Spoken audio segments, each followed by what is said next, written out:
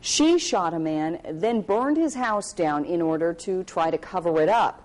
Today, Sarah Bunch was sentenced in Wood County Common Pleas Court, but she didn't go quietly when the judge announced her fate. Barrett Andrews was there. He's live with what happened.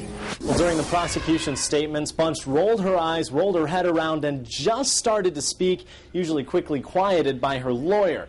But when she heard she'd be spending the next 13 years in prison, she let it all out. 13 years?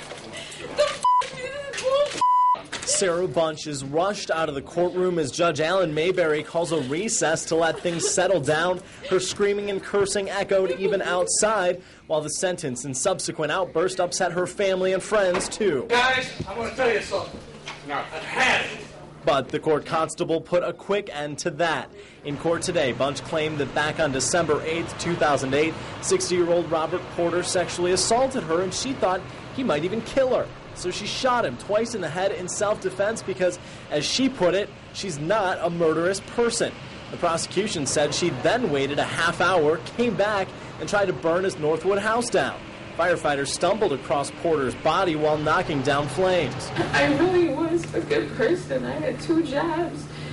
You know, I have custody of my kid. I was doing what I needed to do. But Judge Mayberry said if it had been self-defense, the logical move would have been calling the police and explaining what happened. There were also some contradictions with the evidence. I'm having a hard time understand how someone's coming towards you and the second shot is in the back of their head. Can you explain that to me?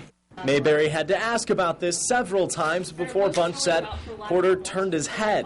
She said she was sorry she had to talk about such gruesome details in front of the dozen or so family members, but never outright apologized to them. One of Porter's daughters explained just how much this has affected her and his 8 grandchildren.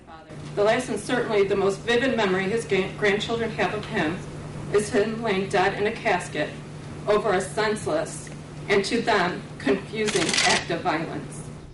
Bunch was sentenced to serve 3 consecutive sentences, 10 years for voluntary manslaughter and 2 18-month stints for arson and attempted tampering with evidence. We're live tonight. Barrett Andrews, Fox Toledo News, first at 10.